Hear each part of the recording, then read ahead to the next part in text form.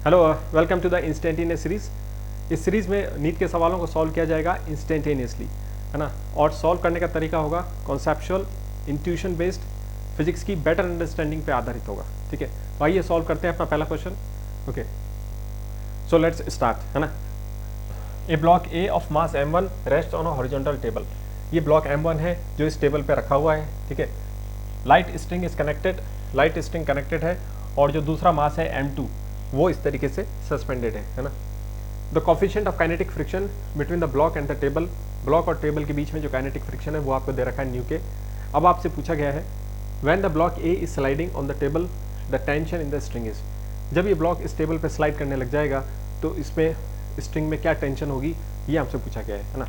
Okay, जब आप exam में क्वेश्चन सॉल्व करते हो और आप उसको तो एक नज़र हमारी ऑप्शंस की तरफ भी होनी चाहिए। तो अपन ने इन ऑप्शंस को देखा, है ना। तो पहला ऑप्शन जब अपन ने देखा तो इसमें देखा कि m2g मल्टीप्लाई हो रहा है। ये m2 बाहर इस g से मल्टीप्लाई होगा और नीचे भी मास की टर्म है ना, मास का वो एक्सप्रेशन है। तो मास से मास की डायमेंशंस कैंसिल हो रही हैं और आपके पास सिर्फ g की डायमेंशंस बच रही हैं। यानी ये एक्सप्रेशन आपको सिर्फ मीटर पर सेकंड स्क्वायर यानी एसेलरेशन की डायमेंशन दे रहा है, जबकि टेंशन किस में होती है, न्यूटन में, है ना, न्यूटन में होती है ना। तो ये यानी ऑप्शन आपके गलत हैं, और उसी तरीके से ये ऑप्शन भी गलत है क्योंकि इसकी डायमेंशन ही न्यूटन में नहीं है ना। तो ये दोनों ऑप्शन तो अपन ने रूल आउट कर दिए। अब ये दोनों ऑप्शन बचे, इसमें एक प्लस में है और एक माइनस में है। अब इनमें से सेलेक्ट करने के लिए अब हम अपनी फिजिक्स की अंडरस्टैंडिंग का यूज़ करेंगे। ठीक है, ओके, यहाँ पे क्या हो रहा है अब उसको देखते हैं। ओके, तो ये जो m2 मास लटका हुआ है ना, तो इसकी वजह से ये इस पर फोर्स लग रही होगी m2g। ठीक है, यानी m2g फोर्स से पुल किया जा रहा है इसको, है ना, m2g फोर्स से इसको पुल किया जा रहा है। ठीक है, अब क्या होगा कि इस फोर्स से, इस पुलिंग फोर्स से आप किस चीज़ को खींच रहे हो, दूसरी तरफ टेबल पे क्या रखा हुआ है, मास रखा हुआ है ना। अब ये जो मास रखा हुआ है इसके अंदर इनर्शिया होता है, तो यानी इसको खींचने में कुछ एफर्ट लगाना पड़ेगा, है ना। तो रस्सी में कुछ ना कुछ टेंशन होगी। ठीक है, सपोज कीजिए यहाँ पे कोई मास नहीं होता, या मैं इस रस्सी को अपन काट देते हैं तो क्या होगा, टेंशन जीरो हो जाएगी, है ना, क्योंकि उसको उस तरफ से कोई खींचना ही नहीं पड़ रहा और नीचे से m2g से पुल हो रहा है। तो ये रस्सी स्लैक होते हुए सीधे ये m2 जो मास है वो फ्री फॉल में चला जाएगा, g एक्सेलरेशन से नीचे गिर जाएगा, फ्री फॉल हो जाएगा, है ना। तो इसका मतलब क्या हुआ कि यानी इस पर जब मास बंधा हुआ है ना, तो रस्सी में थोड़ी टेंशन होगी क्योंकि मास के अंदर होता है इनर्शिया और उसको खींचने में थोड़ा एफर्ट लगेगा। ठीक है, ओके, तो कुछ टेंशन थी अपने पास, है ना। अब क्या हुआ कि ये इधर स्लाइड होने लग गया। ठीक है, आगे की तरफ खिसकने लग गया क्योंकि ये नीचे जाएगा तो आगे की तरफ खिसकेगा, और जैसे ये आगे की तरफ खिसकने लग गया, इसमें मोशन स्टार्ट हो गया, तो यहाँ पे लगने लग गया काइनेटिक फ्रिक्शन।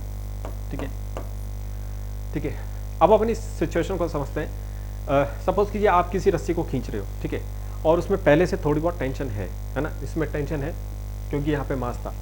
अब क्या हुआ कि एक जने ने दूसरी छोर से उल्टी तरफ खींचने लग गया वो, है ना। तो ये बिल्कुल वही सिचुएशन है कि कोई दूसरी तरफ से इसको खींच रहा है रस्सी को, और है ना, तो क्या होगा, रस्सी और भी ज़्यादा टाइट हो जाएगी, है ना। अपन समझ सकते हैं इसको फिजिकल इंट्यूशन से कि जब आप इस तरफ से खींच रहे हो और उस तरफ से भी कोई दूसरी तरफ से खींच रहा है तो रस्सी और भी ज़्यादा टाइट हो जाएगी, यानी उसकी टेंशन बढ़ जाएगी। तो ये वाला अपना आंसर होगा, इसके अंदर टेंशन बढ़ रही है। ठीक है, इस एक्सप्रेशन में टेंशन की वैल्यू कम हो रही है। ठीक है, अगर आप न्यू के की वैल्यू 0 डालते हो तो ये एक्सप्रेशंस, ये दोनों एक्सप्रेशंस रिड्यूस हो जाएंगे उस वाली फॉर्म में जब सिर्फ फ्रिक्शन नहीं होता और सिर्फ इस मास की वजह से जो टेंशन होती है वो वाले एक्सप्रेशन आ जाएंगे। अब एक में तो कम कर दी है टेंशन और एक में ज़्यादा कर दी है। तो आपने देखा कि जैसे ही जब चलने लग जाएगा तो फ्रिक्शन की फोर्स क्योंकि उस तरफ लगेगी, तो उस तरफ से भी कोई खींच रहा है और इस तरफ से आप खींच रहे हो तो रस्सी और भी ज़्यादा टाइट हो जाएगी, यानी आपका आंसर हो जाएगा ये वाला। ठीक है, तो इस तरीके से अपन ने फिजिक्स की इंट्यूशन से इस क्वेश्चन को सॉल्व कर लिया है। ठीक है, सो इस तरीके से अपने ऑब्जर्वेशन को शार्प बनाना है ना, और जो फिजिक्स के कंसेप्ट आपने सीखे हैं उसके प्रति उसको सोचना है ना।